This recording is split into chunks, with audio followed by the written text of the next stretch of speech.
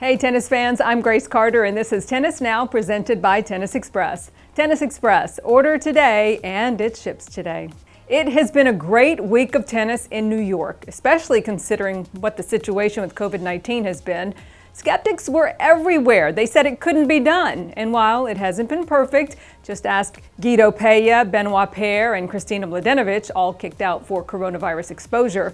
But given all the challenges, we have to give a big thumbs up to the U.S. Open for bringing Grand Slam tennis back. And along the way, we are seeing some great breakout performances. Players who've really showed up and have put on a show. We've picked 8 of our favorites, so here goes. First, Denis Shapovalov. The 21-year-old reached his first Grand Slam quarterfinal and became the first man from his country to ever win a round of 16 match at the U.S. Open. Shapovalov fought through tough matches against Taylor Fritz and David Goffin, proving that he can handle the pressure at the majors. Next up, how about Jen Brady? 25 years old, she has had an amazing summer, winning her maiden title in Lexington and then backing it up by reaching the semis in New York. The former UCLA Bruin is blossoming as a player and should be a force on tour for years to come. Number 3, Svetana Paronkova. After 3 years off to be a mom, Paronkova returned with a vengeance at the 2020 U.S. Open. The Bulgarian turned heads, beating Garbiñe Muguruza in the second round and nearly shocked the world against Serena Williams in the quarters, but fell short in 3 tight sets. Nevertheless, her performance was pure inspiration. Number 4, Victoria Azarenka, another mom playing dominant tennis. Azarenka played her first Grand Slam semifinal in 7 years. At first, it didn't look good, losing the first set to Serena 1-6, but she came roaring back to beat Serena with amazing returns and shot making. She could win this title.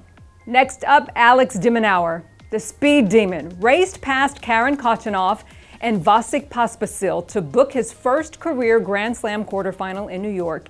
He couldn't beat a dominant Dominic Thiem, but at 21 years of age, he's going to have a lot of opportunities. 6th on our list is Jessica Pegula. After 6 straight losses at the Slams, the American reached the 3rd round in New York. She is closing in on a career-high ranking, and Pegula looks like a player who could crack the top 20 by this time next year.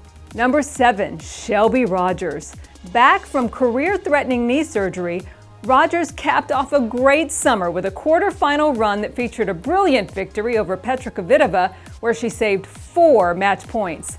She also beat Serena Williams this summer, so yeah, Shelby's got game. And finally, number 8, Felix Auger-Aliassime. Now, we have got to give props to Canada's FAA, who had never won a U.S. Open match before this year. He did that and then went all the way to week 2 for the first time at a slam. This was a big step, and don't be surprised if he does it again in Paris. And how about a couple of honorable mentions? Andy Murray gets props for winning a 5-setter with a metal hip. Borna Coric saved 6 match points against Stefanos Tsitsipas and reached his first Grand Slam quarterfinal. Amanda Anisimova got her first 2 U.S. Open wins, and 16-year-old American wildcard Katrina Scott picked up her first win at a major. Definitely worth a mention. We hope you're having as much fun watching some great tennis as we are, and it looks like more ahead for this final weekend at the U.S. Open. I'm Grace Carter. We'll see you next time here on Tennis Now.